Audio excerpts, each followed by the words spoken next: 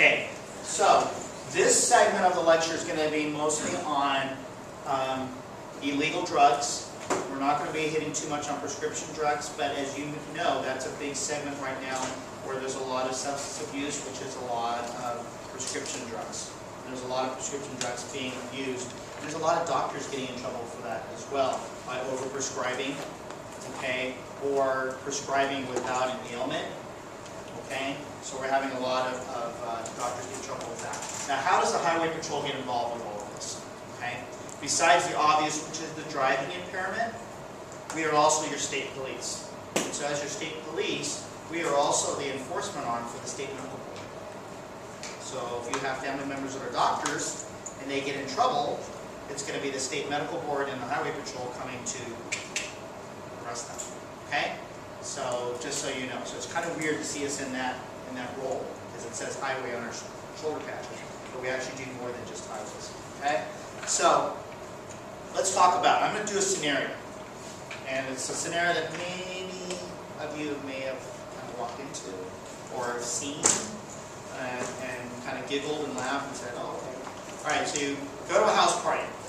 Okay, and you get invited to this house party, and it's funny because I don't know if you guys know, but we actually have officers that surf the social media sites. Do you guys know that? Okay, some of you guys knew that? All right, so let's say you go to a house party that has been advertised on Instagram and all sorts of stuff, and you get there and you walk in and you see a bunch of balloons on the floor. What does that mean? What does that say? What is in the balloons? Who can tell me? You guys know. Huh? Because helium goes what? So what would this be? Huh? That's good. I'm glad you guys don't know, but I'll share with you. But some of you may know and you're just being really quiet. Listen, this is an open place. I'm not taking notes going, "Oh, okay, so she knows." So no, this is all very confidential, okay? It's more of I want to teach you a little bit so that you know and get yourself mentally prepared. If you see this, you know what to do, what not to do, how to react, okay? All right, so who had their hand up? I'm sorry. Go ahead. It's an inhalant. Good, good, good. What do you think, sir? I was just going to say that. Okay. All right, what do you think? Okay. All right. This is a phenomenon that's going on at a lot of parties, like X-parties. Okay? And so, it's NOx, nitrous oxide, laughing gas. Okay? They're usually right now at house parties selling for about $1. I think they went up right now to $1.50 a balloon. Okay? So, if you walked into the party and you walked in the room and there's balloons all over the floor, that's typically nitrous oxide, laughing gas. Okay? Everyone goes, "Well, what's the big deal?" Okay, dentist gives it to me to sedate me when they're pulling my teeth out or something like that. Okay? So what's the big deal? Is it dangerous? What do you guys think? Well, I think it can cause a nervous shutdown. Right, very good. It definitely attacks the nervous system. I'm glad you mentioned that. It attacks the nervous system. Okay? One thing, is it habit forming?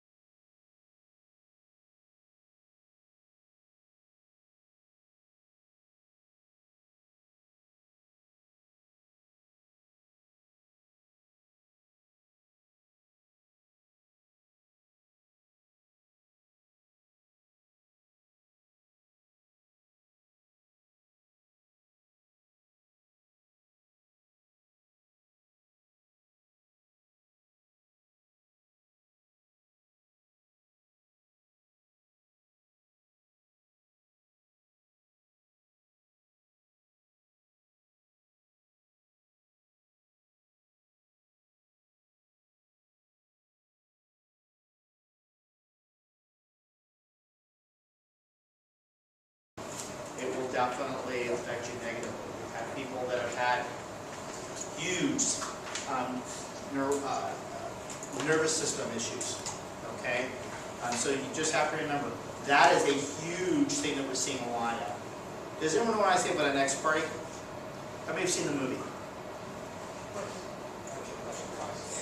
Project X.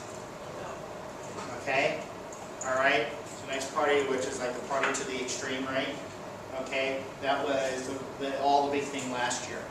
Okay? It's kind of passe now, but it was the big thing last year. Okay? They had X2 parties and all sort of stuff. And these were all the big house parties. Okay? Kind of passe right now. Alright? But that was something that we were seeing a lot of. Officers would walk in, balloons all over the place. We're like, okay, what's wrong with the balloons? Okay, why are they not here and why are they on the ground? Okay, and so just keep in mind, that's what you're going to see. All right. Another thing that you're going to see is you're going to start seeing a lot of these people that are using these e-cigarettes, vaping, and they're vaping, but they're using hashish oil. Okay, so same location, house party, you walk in, balloons are on the ground, and you see a room with a hookah lounge in it, with a hookah in it, and then you'll see somebody else that's got a bunch of e-cigarettes. They're passing around not the small ones, but you know what I'm talking about, the larger ones. They look like a cigar, about cigar length, with a big mouthpiece at the end, and you have a cylinder inside. Okay? What they're doing and what we're finding is that you're seeing a lot of these vaping lounges, they call them a vape lounge, at some of these house parties. The problem is they're using hashish oil, and hashish oil is very, very concentrated. Okay, so there's two types. There's hashish oil, okay, which is made differently from honey. Does anyone know what honey is? Okay, honey is another type of oil that's derived from marijuana. These are all marijuana derivatives. They all come from the marijuana bud. Okay, honey is a poor man's grade of hashish oil. Okay, hashish oil is like the Rolls Royce of oils, of the THC, which is the main component of marijuana. Okay, and then you've got honey, which is a very dirty down version of the hashish oil. Does that make sense? Okay, so you have those two types. You will see both types at some of these parties. And I want to prepare you for this. So, when you go to these vape lounges, you have to remember, if you've ever experienced marijuana, it's going to be very different from you experiencing hashish oil. Okay? So, I want you to know the intensity is a lot higher. So, if you go into a vape lounge, what's the first thing you should ask? What are you smoking, right? What's in this cartridge? What is in this cylinder? Okay? Some will say, oh, it's just a flavored tobacco. Okay? You're going to know, right? What's the first telltale sign if you go into a vape lounge at a house? What's the first telltale sign? Smell. It's the smell. The hashish oil and the honey oil is going to smell exactly like marijuana. It's going to smell the same. But the odor isn't as strong. So when you walk in, you're not going to be overwhelmed with this really strong marijuana smell. Because why? You're smoking the essence and you're smoking more of the THC and not so much of the leaf. Does that make sense? Honey oil, when you smoke it, is going to be a lot stronger marijuana smell than the hashish oil. And the hashish oil is very potent. That's why you see a lot of people when they eat those marijuana brownies, some people get really, really violently sick because they're made with hashish oil. Okay? How can you tell the difference between a pot brownie made with hashish oil and one that's made with marijuana? The leaves. You can tell. You can see the leaves. And another one is going to be something made with hashish oil, honey oil. They don't usually use honey oil for pot brownies. Is that they're going to be denser, darker in color, and they're going to be as hard as a freaking brick. It's like you can literally take the thing and bang it on the freaking table. Okay? And it's got a weird, chewy texture to it. Because it's the oil. Okay? versus a regular brownie is going to be crumbly, a little soft, you know what I mean? It's not going to be like that. Okay? So just remember, if it's a hashish oil brownie, if you take a regular brownie bite out of it, you're probably going to go to the ER. Because that's huge. You've just basically, if you take a big bite of a pot brownie with hashish oil like that, remember, so it's dark, and it's thin, and it's kind of almost like tar-like, okay? If you take a big bite like that, you will be in the ER. Because you basically, it's almost like smoking like 25 joints at one time. Okay? I mean, you're really going to be like sick to your stomach. Okay, yes? What is marijuana smoke? Okay, that's a good question. How would you describe what marijuana smells like? Now, the reason why is we have this training up at the academy, believe it or not, so we know what it smells like. Because we have officers that have never been around marijuana. Okay? So, It smells close to, you've been out here when the fires, when these hills have been on fire. It smells pretty close to grass. like, Almost like that, but it'll have a little bit of a, you'll notice the difference. it's almost like a, It smells like normal grass burning in the yard, but it'll have a little bit different. and you'll know. Yeah, it is really hard to describe. It is very hard to describe. I will tell it to you like this. If you go into a vape lounge, you should not have a very strong smell in the room. Alright, if you've ever been around anyone that's vaping, the smoke is what? It's just water vapor. Okay? And with a little bit of other chemicals in it. Okay? But when you go into a vape lounge and they're smoking hashish oil or they're smoking honey, you will smell it. Okay, especially if it's honey. If it's honey, you will definitely smell it. Okay, because it's dirty. Honey is a dirty hashish oil. Hashish oil, you may not smell it as much. Always ask. Okay? Especially if it's those pipes. If it's those e-cigarettes that you see that look like a cigarette, you can't put in additives into that. It's already got, it's built into it. Okay? I'm talking about the ones that look like cigars, that have like a really fluted mouthpiece at the end. Those have interchangeable containers, and people put all kinds of stuff in it. So please be extremely careful when you see those. The reason why government started regulating a lot of these e-cigarettes, these vaping cigarettes, is because we didn't know what kind of chemicals were in there. One of the largest e-cigarette providers, one of their key ingredients, if you look on the ingredient list, was formaldehyde. I don't know about you, but I'm not real big about formaldehyde. Okay? It's a carcinogen, and it causes cancer. It's like a cancer stick. Alright? So, that's what you're smoking. Alright? So I'm just not a big fan of that. So that's the reason why we started regulating it. Yes, go ahead. Are they scented liquids that you put in the vapes? Are those harmful? It depends. You got to know what you're learning in this class. What you put in your body, you should know what you're putting in your body. Okay? Some of them are not. Okay? And some of them are. Some of them could be just as simple as flavored water. Okay? And then some of them have a lot of other stuff in them. So keep that in mind. It's really important to ask. If you don't know what it is, it's not going to be social suicide for you to ask what it is. Okay? Alright? That's just being smart. Know what it is. Okay? Alright? So keep that in mind. Alright. Hookahs. Huge at a lot of house parties. We're finding hookahs at a lot of house parties. Does anyone know what a hookah is? It's a Middle Eastern, so close. Okay, so I'm going to describe it to you. Alright? Can I draw on the board?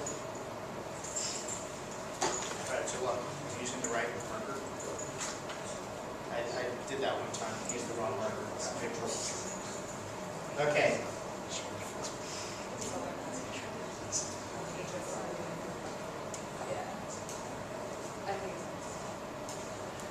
Okay.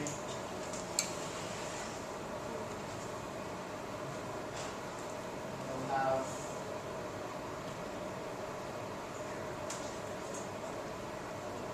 I'm not an artist, so just bear with me. Okay. So a hookah is going to have, it's going to be very ornamental. It's going to have multiple tubes coming off of it with mouthpieces on it. Okay. A good hookah will have interchangeable mouthpieces, because who wants to suck on somebody else's, you know what I mean?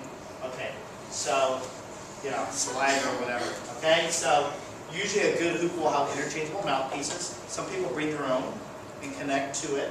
It's a tube. And then you put the tobacco product up here. And it's almost, and you're smoking the tobacco product in here. Most of them are water filled. Okay, so this is filled with water. Okay. All right. So usually filled with water. Tobacco's up here. You burn it, and then you smoke the tobacco through the water, which is supposed to filter it and not make it so harsh. And that's how you smoke it. And the smoke comes out this way. Now what we're finding is the tobacco is sometimes laced with something. So always ask, is it tobacco? No, this is, and they'll always come up with a fancy name. Okay? They'll be like, this is the X brand tobacco or something like that. Okay? It's usually going to have something in it. Okay? What we're finding in a lot of the parties locally here is they're putting tobacco mixed with peyote. Peyote is something that a lot of the tribes back in the day used to smoke in their, I don't want to say peace pipe, but it's a cousin of the marijuana. So it's a hallucinogen, actually. Okay? And so they'll mix it with tobacco and put it in here and smoke it. Okay? You've got to be careful. Because peyote can put you in the hospital too. Alright? It's a hallucinogen. It's not a physically addicted drug. It doesn't make you physically addicted to it. It can make you psychologically addicted. It does have a distinct smell as well. It has almost like a burning oregano smell to it. If you've ever burnt oregano, peyote smells a little bit like that. Okay, oregano leaf. Alright? So just keep that in mind. We are seeing a lot of this happening. Alright? So I'm just kind of giving you some insight as to what is happening at some of these house parties. So when you do go to these, be careful. Okay? Because back in the day for us, it was just, okay, where's the keg? And then you go that way. You had the keg over here, and you had your mixed drinks in the kitchen. And that was it. Simple life back in the day for us. Okay, now it's like each room has a theme, and they've got, I mean, it's a huge thing. Okay? So we're finding them being more and more elaborate, and we're seeing more and more things being introduced at these parties. So be very careful. Yes, in the back. Aren't hookahs like cultural though? Yes, they are. Very cultural. So I'm not saying that these are bad. I'm just saying, ask what's in the plate. Ask what's in the bowl. Okay? So know what's in there. If it's peyote, then you know exactly what peyote is. You know it's a hallucinogen. Okay? And you'll know what this smells like, because I just told you it smells like burnt oregano when you walk in the room. Okay? So you'll know exactly. You won't even have to ask what it is. You'll be like, oh, that's peyote. And you'll walk around, walk out. Okay? So just kind of, just food for thought. I want you to kind of be mentally prepared when you get yourselves into these social situations. How do you know if they're going to lie about what's in it? You don't. You're absolutely correct. You don't know. That's why I'm giving you some of the precursors. So if you know that they say, oh, that's just tobacco, but you smell like that burnt oregano, you'll be like, okay, BS. I'm out of here. Okay? So you'll kind of know. All right? And then, like I said, do some people smoke marijuana in these? Absolutely.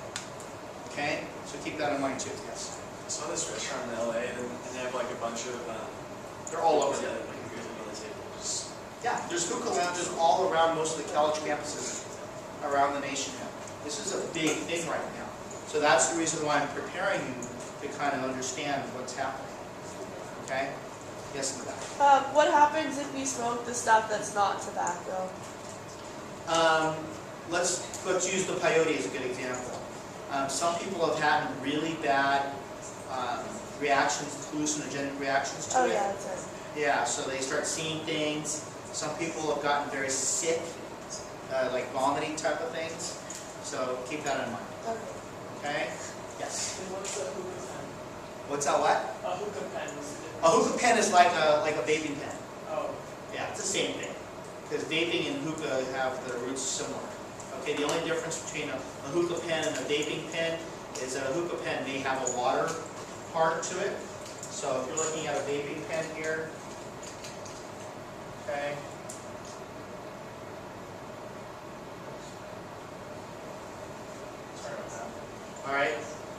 have for a hookah pen, you may have an area right here that has water in it. And then you will have another area right here to put the ingredient in. Okay? So this is different from a vaping pen. A vaping pen won't have this. Okay? It will just have this cartridge spot. See how the difference is? Okay. Is it illegal for you guys to do this? Until you're 18, yes. You have to be 18 years of age to do this. To have a vape pen, vaping, hookah, anything like that, you've got to be 18. This one too. Actually, hookah, you're supposed to be 18 as well. So it is illegal. Okay, to be in possession of these at a house party is illegal as well. Also, as well, for the knocks, the balloons on the ground, that's illegal as well.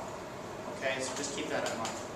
Yes, sir. So it's illegal to own, not just to purchase. Because rumors have flown around that it's just like illegal to buy. If you're under 18, yeah, if you're you're under 18, it's illegal for you to purchase it. Now, it's weird. I didn't write the law.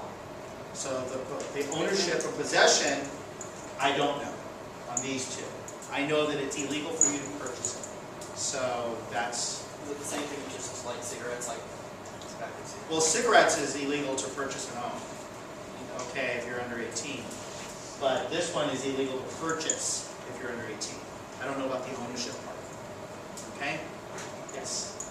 So you light it at the top and the smoke goes through the water? Yeah, so here's a water chamber, and then you inhale through here. And the smoke just, okay, so the smoke goes through the water like that, let's do it, but how do you know you're not like sucking up the water?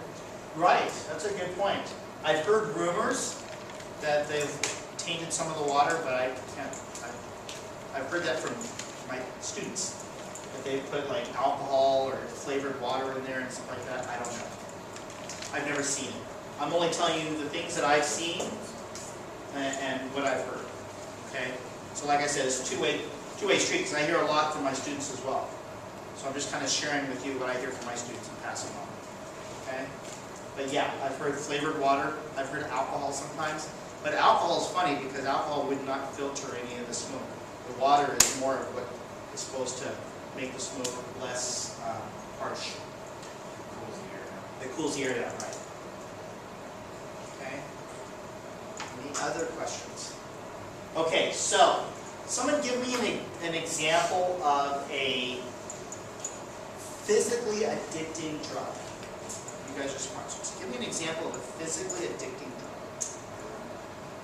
Both, perfect. So I'll say it out loud. So one's crack, one's heroin. Physically addicting. Okay? What does heroin look like? Does anyone know? Comes in very different types of forms. Okay? So heroin can come in a liquid form. It can come in a solid form, which is black tar, right? Okay, what else? How many of you have ever heard the term cheddar cheese?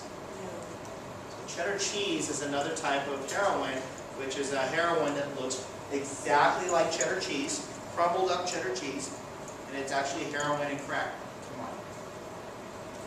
Okay, so yeah, it's orange. It looks just like cheddar cheese. If you saw it, it would be, if you put cheddar cheese next to this product called cheddar cheese, it would look just like it. Okay? So, think about that. Crack and heroin together. That's crazy. That's pure craziness right there. Okay? What does crack do to your body? But I mean, what is it? Is it a depressant or a stimulant? Stimulant. What's heroin? Stimulant. It's a stimulant as well. So you're putting two stimulants together, and then you're smoking it, or you're ingesting it, okay? Or injecting it, okay? So smoking, injecting it, or inhaling it, okay? Or eating it. You can do either one. You do all of those with cheddar cheese, okay? It started in Texas, by the way. I don't know if they had a lot of time in Texas to come up with these ideas, but that's where it was invented, okay? And it's migrating its way this way, okay? But it is, how can I say it? People that ingest this stuff don't sleep for days. For days. They're like the crazy person that's cleaning house and vacuuming and stuff like that at 3 o'clock in the morning. They're like up. But they're not like up. They're like crazy up. Their eyes are like, their eyes don't even blink. Okay? It is, you can spot them in a room. If I put all of you out in the hallway here and put somebody on cheddar cheese intermixed with you, they would stick out like a sore thumb. Why?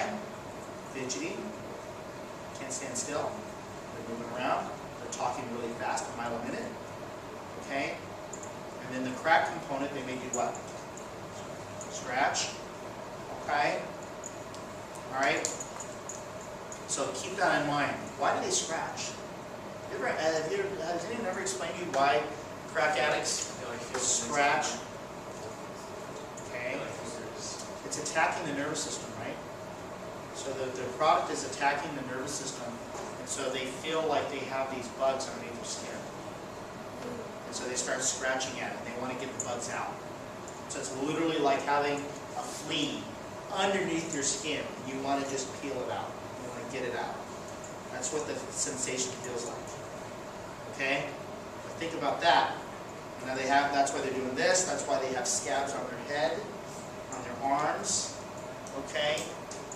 That's the reason why they look that way. Can you get addicted to this stuff the first time using it? Absolutely. It is the most highly addictive substance out there by just sampling. That is why it is so monumentally dangerous. It is such a huge threat to public safety and to the public health because of the fact that just the one-time use gets you physically hurt. Okay? That's how dangerous it is. Right? So that's the reason why, when we say no, I mean, this is one of those where you just have to say, no, don't even go there. Okay? I mean, it's that dangerous. Okay? Any questions on that? I want you to ask a lot of questions because this is the one time that you have both of us to here to share a lot of information with you, especially on what's going on locally. This is stuff going on locally. All right? Some of these parties that I'm talking about, like not too far from here. Yes. How many of those drugs out there are physically addictive? Well, let's go back to the question that I asked. So you said crack, heroin, what else? What's another one that can be physically addicting? Is alcohol? Alcohol, it goes both ways. Alcohol is one of those that your teacher will tell you can go both ways. It starts off as psychologically addicting, and then it goes to the physical addiction. Okay? Because we've seen alcoholics that can't function without alcohol in their system. And they literally walk and talk like you do and I do. They drive perfectly fine, but they've got alcohol in their system constantly, all the time. That's a physical addiction. So yes, so it can start off as psychological and go to physical. So that's one that crosses both. Okay? What's another one? What do you think? Well, go ahead. Yeah. Okay, so if you notice someone who's on crack and they're like having withdrawals and you have to like keep them in the cell, do you give them crack to like slowly aid them off with? Good, that's a good question. So how do you treat somebody with a physical addiction? Okay, so you have to wean them off, and you have to do it in such a very careful manner because what? You can send the entire body into shock. You can kill them. So you have to do it in such a manner that is safe. So some of these physical ones, some of these drugs that you get physically addicted to, you cannot just say, I'm going to stop. There's no way. So sometimes you have to go to a rehab center to detox, but do it in a responsible manner, in a safe manner, because it will kill you. Okay? So you have to be careful. So it depends on the drugs, and it depends on what you're addicted to. So there's no, I can't just answer it and say, yes. Like alcohol, you could physically probably try to get yourself off of it. You would need a huge support network, and it's going to be very painful and not very fun, okay? But it can be done outside of a treatment center. but most of the other drugs require some type of treatment center setting. Like heroin, typically they use another drug to wean you off the heroin, and then they get another drug to wean you off that drug. So it's a process, okay? All right? But that's the safest way to do it without killing you. That's how bad these things are. Okay, I wasn't keeping track. I'll go here and I'll go here. Yes.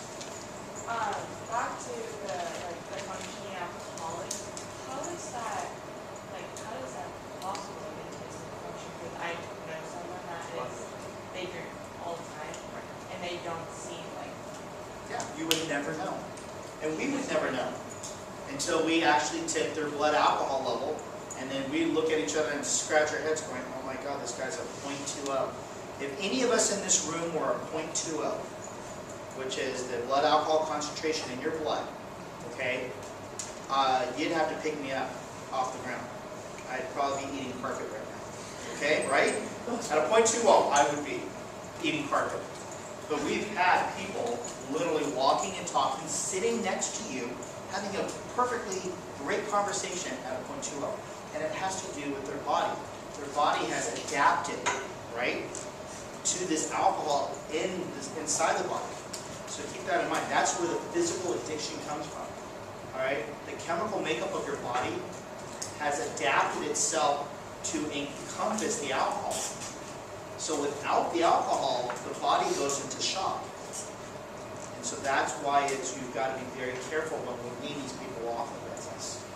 So with that, if you were like to taking them off of it, but they still out in some way, like, but they can die faster if they are like. They wouldn't die faster, but literally when you see somebody getting off a drug or something that's physically addicted, does anyone know what shock looks like? The shock, this is how you can tell somebody's in shock, is that their skin will be pale, cool, and moist to the touch.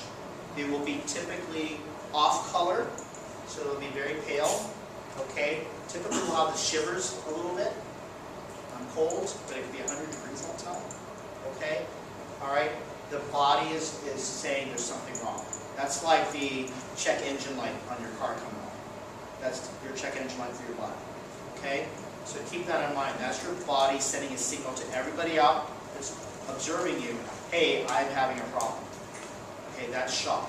Whether it be gunshot, if you got shot, whether you've got internal bleeding, whether you're anything, that's the body's way of saying, I need help.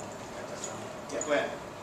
With a functioning alcoholic, you may not be able to tell. That's why we do tests on people. You see us on the side of the road doing these. They're fine motor skills that you lose because it attacks your central nervous system. So you may not be able to tell it. They might be walking. That's why we do the walk and turn. Those little tests, they will fail. They won't be able to completely. People that are addicted, when they come off of something, they can die from shock. Even alcoholics that have been alcoholics for a long time. A good buddy of mine, his dad was an alcoholic forever. His liver was going. The doctor told him not to quit drinking. He might as well just stay with it because if he stopped, it would have shocked his body and he would have died from it. So yes, you can die from even quitting. So any type of shock you can die. So just keep that in mind. That's the reason why I told you what shock looks like. Because it's not just through withdrawal, it can be any injury. Okay, if you have a football player in the room and the football player gets internal injuries, your body will go into shock and you will have the same signs and symptoms. Okay, so that's how we know because we're EMTs. So we're able to identify what those signs and symptoms are. So just keep that in mind. Yes? How long would the shock period last? Depending on the severity of the addiction. So some alcoholics have been in, have had these, what they call withdrawals, for up to weeks. Okay? I mean, it's a miserable time. And then when it comes to certain drugs, it could be days or weeks. So that's why you need to be in a controlled setting. That's why when you hear your parents and us and everybody say stay away from this stuff, it's because the longevity, the long run stuff is so damaging. If you could go and fast forward in time and say, okay, for me to get off of this stuff, this is what I'm going to look like, you would stop immediately. You know what I'm saying? That's the key. If we gave you the ability to fast forward in time and see what yourself would look like taking this stuff, you would be like, I'm not going in there. I'm not even going to be in the same room as this stuff. Does that make sense? But we can't do that. We don't have that ability. What effects do acid? Acid is a hallucinogen, okay? All right. We have been seeing it at some house parties. Basically, the old acid, if you see in the old movies, yeah, they would basically put it. They would take the liquid, put it on sugar cube, put it on your tongue, and then it would dissolve, and then you would have your acid high or your LSD high. Now they have gone to a dissolvable paper. So they put it on this paper. It usually has a cartoon figure on it or some type of interesting picture on it to make it fun and entertaining. And then you put it on your tongue, it dissolves, and then the chemical that's embedded in the paper, okay, then dissolves with it, and then you get your dose. Okay? They're called tabs. So if someone wants to give you a tab, that's typically what it will be. It's usually on a dissolvable paper, that type of thing. Yes? If you know at a party, did someone put the hair with a crack in your drink? Yes, absolutely. That's typically not what they're going to do. All right. Typically, what's the big thing that your parents always warn you about? Right, which is what? Groupies or the GHB or whatever that is, right? Okay, so here's a good rule of thumb. All right, especially when you go to college. Many of you are going to go to college. Okay. When you drink out of a cup and you put it down, it's done. Okay, if it's not in your hand anymore, it's done. Does that make sense? All right, if you leave a cup unattended, it's no longer your cup. Okay, whatever you have to do to tell yourself, don't pick that cup up, don't drink in that cup. Okay, all right, that's a good rule of thumb. All right, I learned the hard way. Okay, and I will tell you how I learned this. It's a funny joke. All right, so I went to San Diego State in the '80s, which is a party school. Your parents will tell you it was ranked 3rd in the nation back in the '80s. Okay, so it was like the party school to go to, right? Okay, so I was in a fraternity, which made it even worse, right? So I was in a fraternity. Okay, so I was at a fraternity party, and I put my cup down, turned my back. All right, went to go pick it up and drink somebody's cigarette butts. Nasty, right? Okay, so I learned real quickly, once you drop it, don't ever pick it up. Okay, it was a horrible taste. So just, that's a good lesson to remember. All right, so if you're at a bar, when you get older, or if you're at a house party, even if you put your freaking name on cups. I've seen people do that too, I would laugh hysterically. All right? All right? The cup goes down, it's no longer in your hand, it's no longer your cup. Okay? I know it's wasteful, it's not very environmentally conscious, but I'm telling you, it's just good safety. It's a good safety tip. All right? And if someone says, well, I'll watch your cup. That's what I should say. Okay? So just remember that. Any questions on that? That's a really good one for all of you. Because there's a lot of people spiking a lot of drinks. All right? I used to have a general rule, I would never drink anything unless it was sealed. So I would go to parties, and if I didn't crack it open or screw it or flip the top or whatever, I wasn't going to drink it. That was just my general rule. Okay? That might be a good rule for all of you. Okay? Because I've been in parties where I've like literally, you know, what is that? And they're like, oh, well, it's this, and this. I'm like, that doesn't even sound good. Okay, and what you drink. So just food for the thought. Okay? Yes, in the back. I know you weren't going to go into prescription drugs, but We can go into it if you guys want to. is morphine physically addictive? It is, Yes. correct? Yes. And in comparison to the other ones, how strong? They all are very addictive drugs. Morphine probably is on the same lines as Oxycontin. Oxycontin and morphine are probably the two that we're seeing a lot of your peers get hooked on. Okay? Any narcotic-based painkiller, because there's painkillers that are that are not narcotic-based, and then you have narcotic-based painkillers. Those are the ones that can be highly addictive. You have to be very careful.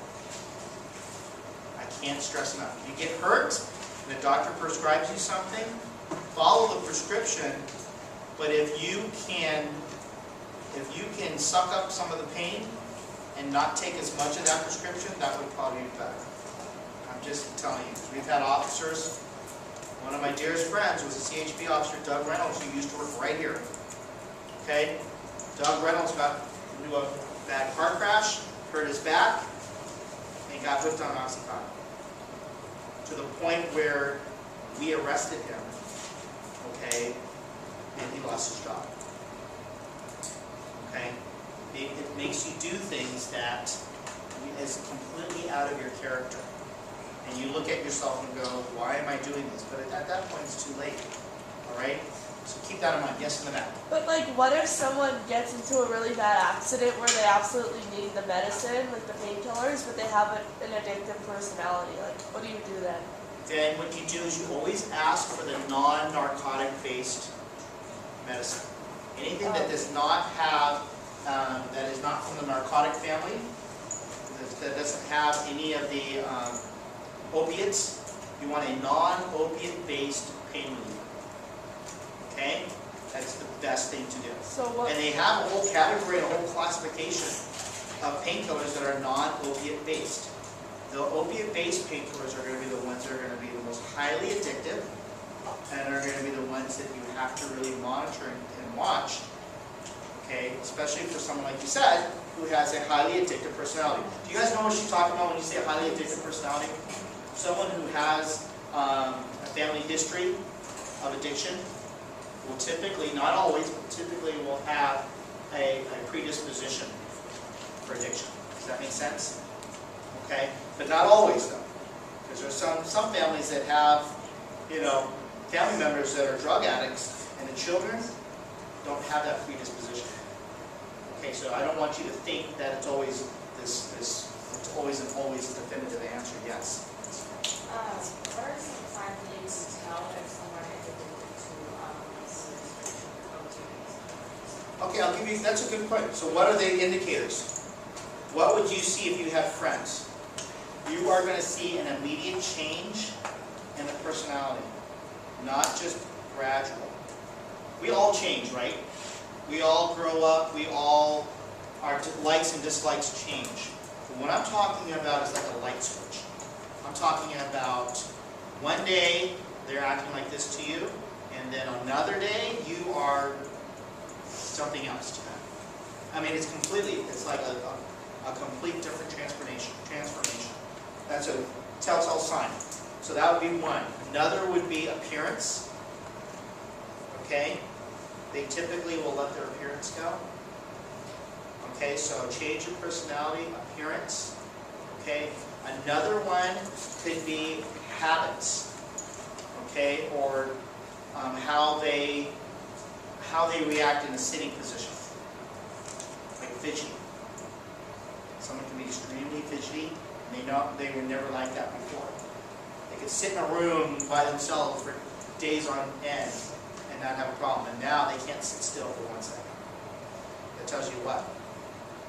They're using some type of stimulant, right? Okay? Alright? So keep that in mind. Those are some minor telltale signs that you could see in your friends. The only ones you're going to be able to tell are what? Usually the closest friends, right? Your best friends. So if you have a best friend and you see these indicators in them, then there's something going on, and you should probably see what? Hey, what's up with you, right? What are you doing? What's going on? Have a conversation. Start the conversation, right? That's what this whole thing is about, is starting that conversation. Yes?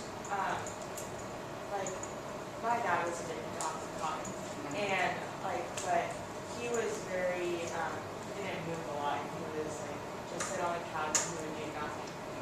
So what would make him not be sticky and could sit all day? That would be different. That's more of a pain relief. So when we see people that are addicted to pain relievers, what's happening with that is that they have a certain pain, because usually the reason why they are prescribed a pain reliever is because they have a certain pain. Now the addiction aspect comes when they have to take more and more of that painkiller to do what? subside or kill the pain. Okay? And then that's where the addiction process comes in. All right? So that's where that comes in. What you may see is you may or may not see that in somebody like your friend. Okay? Because painkillers have a different way of displaying or presenting themselves in people. It differs from person to person. But like, let's give your dad an example. Your dad was probably never a couch potato. Your dad was probably, if you look back and you ask family members and friends, he was probably a very outgoing person. So that would be something out of character, sitting there just vegging on the couch. So you have to look at the totality of the character. It's just weird because like we knew as well. It's not like we found it, like they're under wraps. So that's why I was like, that's why. Hiding it, right, exactly. So those are all different things. But if you ask around, and they'd say, yeah, he was never a homebody. He was up to be outside doing stuff. He was always an active person. Then you would see that hey, that is a clear indicator that he's acting outside of his norm. Does that make sense? Anything else? Did I cover everything back there? What's the drug of choice here now that they need to be looking out for? I think I covered it. That's the Knox. The Knox is we're seeing a lot of. So the Knox, the scenario that I gave you is an actual house party that did happen not too far from here. Okay? So they had a hookah lounge, they had a vaping lounge, they had, the typical alcohol and the various, I mean, it was a station. I mean, it was really weird. Kids were telling me it was a very well organized, house party. I mean, basically different rooms and different themes and the whole 9 yards. So that's what we're seeing a lot of. Okay, so just to recap, the big one that we're seeing is these, the hookah, the vaping, and the hashish oil, and the marijuana, and then also the NOx, nitrous oxide. Right? And that's a good indicator. You're not going to see the typical. The old days used to be somebody in the backyard with a nitrous oxide cylinder, and they were a balloon cylinder, and they would fill up balloons on demand. Now what we're finding is people walking in, the balloons are already there, and the guy's charging you at the door. Okay? Yes? What do I do if my friend is passed out? What do I do if my friend wants to drive away from the party? Okay. Tire situation? So, here's I'll share a personal story. So let's say you are with your friends, because typically you don't go to parties by yourself, right? Most of the time when you go to house parties or you hang out, you're with your friends or a group of friends. One of the things we want to really emphasize is the fact that we want you to look after each other. Okay? So if you see a friend or a classmate, let's say you're at a house party, let's say you're at this house party, and you see one of your classmates passed out on the couch. Okay? The last thing you want them to do is what? Lie down. You want them to be awake. You want them sitting up so they can breathe. Alright? You want them to be awake. Alright? What we're finding out, we had a young football player out of Panorama High School in Panorama City die because he choked on his own vomit. He passed out from alcohol poisoning. Okay? And his friends just walked by. We interviewed their friends. The friends were like, oh yeah, we saw him sitting there passed out. We just thought he was sleeping off. Maybe you've ever heard that term. Sleep it off. Let him sleep off. Don't let him sleep, you guys. Keep him up. Keep him awake. Alright? Don't want them to choke and die on their own vomit. Alright? So if they vomit, you're going to roll them and have them vomit into a receptacle, but you're going to be with them. Okay? And clean them up. Take care of them. That's what I'm trying to tell you. Alright? Because you don't know if it's alcohol and some other combination of a drug. So you want to make sure they're still breathing. Talk to them. If they're talking to you, if they're mumbling or they're like, or something like that, just keep pestering them. Be that little gnat. Okay? Because at least you know they're what? They're breathing. Okay? And they're semi-conscious. That's what we want to keep them as awake and sitting upright so they can breathe. Okay? That's the big one. Align them. Okay? That's the worst thing you can do. Okay? The other thing too is, let's say, I'll give you an example. I had a fraternity brother that was adamant. He had to get home. And he was clearly intoxicated. We all know that he was intoxicated. We looked at each other and we said, what are we going to do with Todd? he's hammered. Okay? But nobody wanted to be that person that said, we'll just take his keys away. Alright? So you gotta think creative. Okay? So what I did is I just went outside and I let the air out of all 4 tires. I didn't puncture the tires. I just let the air out. Okay? On all 4. Very easy. All you do is you take the cap off, stick your finger on the Schrader stem, and then the air comes out. Let the air out on all 4 tires. So keep him busy. So he goes, oh man, I got 4 flat tires. We can fix it in the morning with what? Putting air back in the tires and they've got as good as new, right? So I didn't really destroy his car. Alright? Easy thing to do. You can do it in just a couple minutes. I've heard of some people taking, removing the battery terminal, pop to the hood. That means getting inside the car. This one is a simple thing that all of you can do if someone wanted to prevent somebody from driving. Okay? Even if they started their car and started driving, how much damage are you going to get on 4 flat tires? Not a lot. They're not going to get very far, right? Okay? They're definitely not going to be able to go more than 10 miles an hour. Okay? So you can walk faster than they can freaking drive the car. Alright? So it was a really good idea. Alright? And you're not damaging their car. So that's what I did. I share that with all of you because that was a situation that I encountered. And it was a good way for me to prevent one of my dear friends, who's still one of my best friends, from drinking and driving. And I took it upon myself to do that. That's what all of you need to do. You're at these events. You see your friends. Even if they're not your closest friends, they're your classmates. That's why I use the term classmate. You see them on campus maybe once in a while. Okay? You still would be heartbroken if something bad happened to them, even if you didn't even know their name, but you saw them as a face on campus. Does that make sense? Okay? You would still feel bad about yourself that you didn't try to intervene or do something. So that's one of the things I always try to tell people. They don't necessarily have to be your best friend. They don't necessarily have to be your good friend. You don't even need to know their name. But if you see them in distress, or you see them going to do something that's going to ultimately change their life and maybe the life of somebody else, you need to step up and do something. Okay? All right. Anything else? Huh?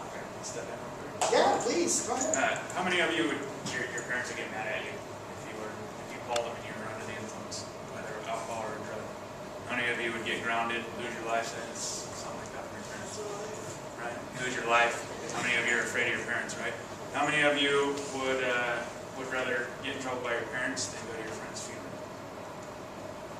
That's exactly what would happen. So if your friend is passed out on the couch, throwing up, and you're fearful for their life, call 911. I know it's scary because you think you're going to get in trouble, but believe me, that week of grounding is going to be a heck of a lot better than going to your friend's funeral. I've gone to plenty of them. And a lot of them are because friends didn't step up and say something to them. You're gonna probably lose friends in high school or people in your high school because of that. So they're not stepping up and saying something when they're under the influence. The other one is because someone's too afraid to call a parent or call 911 when they're passed out on the couch. The other one is if your friend if you can't get the keys away from them, you don't feel like getting into a fist fight with them, which I don't recommend, but hey, some guys will do it. I've done it with my friends. I've tackled them and taken the keys if we weren't responsible to get rid of them prior to drinking. Call 911. That DUI that they may get is going to be a heck of a lot better than a casket. You have to think of it that way. I know it's the toughest thing to do because then when you get back to school and everybody looks at you bad because you just ratted someone out, believe me, being a rat is the best thing you'll ever do for that person. And if they don't want to be your friend after that, then they're not a very good friend to you anyway. If you do have to call 911 because someone drives off, just try to remember the license plate if you can get it, which is awesome. Make, model of that car, person, direction that they're going. You'll give that to the police and get to them as soon as possible. Hopefully save them. Because most people crash, leaving from a party within a couple miles, if not 1 to 2 miles from their home. So we're giving you both sides, okay? But really, the biggest thing I want you to remember is take care of each other. Okay? Because we always go, we're in these social settings and like, I don't know about this, I don't hang out with that, or whatever. Or you're in your own little cliques, you're on your little subgroups. All I'm going to tell you is this, in the end, okay, we're all human beings, we all should be taking care of each other. Okay? And I know, I've gone to campuses, people have said, I didn't know this person's name, didn't know who they were just a face in campus to me, but I feel bad that I didn't do so. That's at Panorama High School. We went to the after action. Okay? So that's the reason why I bring it up, because I know for a fact there were 6 or 7 people that walked by me and did absolutely nothing. So that's the key, all right? And when you ask them, do you know who that person was? Didn't know him by name, saw him. It wasn't part of my, group of friends. Did that look unusual? No, we just figured to sleep it off. That's the thing I need to get you to get out of your vocabulary. Sleeping off. That's something you see in TV. Something you see in the movies. It's not real life. Okay? Anything else, you guys? You guys are a good crew. That's why I like coming here. Anything else? We want